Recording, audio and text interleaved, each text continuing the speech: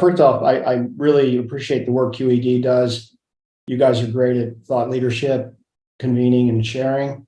And I'll just point out to the group that we actually sourced one of our recent investments from a QED session like this. And I'm going to also send my email via chat. So if anybody has a company they're working on or aware of that we're very active in this area. So thank you. Next slide.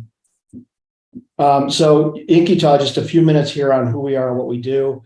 We're an independent non-for-profit. A lot of people don't realize that. We're a 501c3, interestingly. And we're this intersection between the government, the 3,000 venture capital companies, and the 18,000 startups in the U.S. Community. So the goal is pretty simple with IQT. It's to source innovation from the startup community and guide those technologies into problems of national intelligence. And I'll talk about the agencies we serve in a moment. Next slide, please. So we are a global footprint these days. We have 7 offices worldwide. We've opened up offices in Singapore, Sydney, London, Germany, and are active around the world because we know that all the best technology doesn't come out of Silicon Valley these days. It comes from all different kinds of places. We're about 160 people, so we make about 70 investments a year. So we're a very, very active investor. Our checks aren't super large, but our impact can be quite meaningful based on the various companies. Next slide, please. So the partners that we serve, we have an agreement. Our executive sponsor is the CIA. We were stood up by the CIA 20 plus years ago. Actually, next year will be our 25th anniversary. And so over the years, we've evolved to support all of these intelligence agencies. I'm not going to go through all the lists.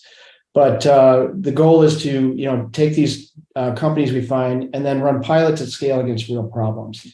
And we'll talk about the 2 kinds of deal sources we do. So the last place in the world a startup's going to go is knock on the door of the CIA or NSA or something like that. So into that gap steps IQT. And we often have transactions where we have 1, 2, 3, sometimes 6 agencies. And the goal really is to pilot something at scale against a real problem and then ultimately have the company and the customer conduct business directly if the pilot is successful. Next slide. So we have 2 kinds of deals we do. We are stage agnostic, but the first deal we do is sort of a small equity only investment to get involved with the company, kind of $0 to $1 million. And we do this at very early stage. We've done napkin deals all the way up to larger transactions. And the goal here is to really put a spotlight on the company for our partners and to move that ultimately towards what we call a capabilities deal. The second kind of deal we do are these adaptation projects where we'll join a company. And when you think about it, probably early stage company, their VCs are saying, hey, the last place in the world you want to go is to the government at this stage. So into that gap we step, and we actually structure our deals with a combination of NRE, non-recurring engineering, and equity to actually help fund and shape the features that are in their commercial roadmap and guide those into a pilot. The pilot can be an adapted product that will work into the use case that we've envisioned.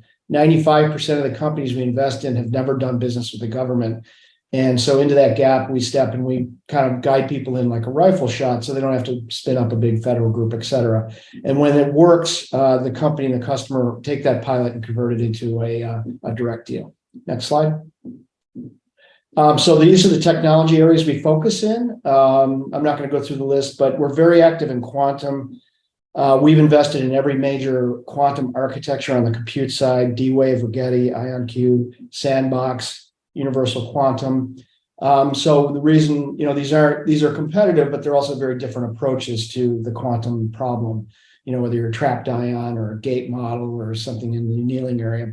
And so we let the customers try and pilot these capabilities against various use cases. So we're very knowledgeable about that. We're seeing now kind of what I call the second wave of quantum, which is all these technologies that have been created are creating spin-off capabilities, mostly around the sensors and enabling platform areas.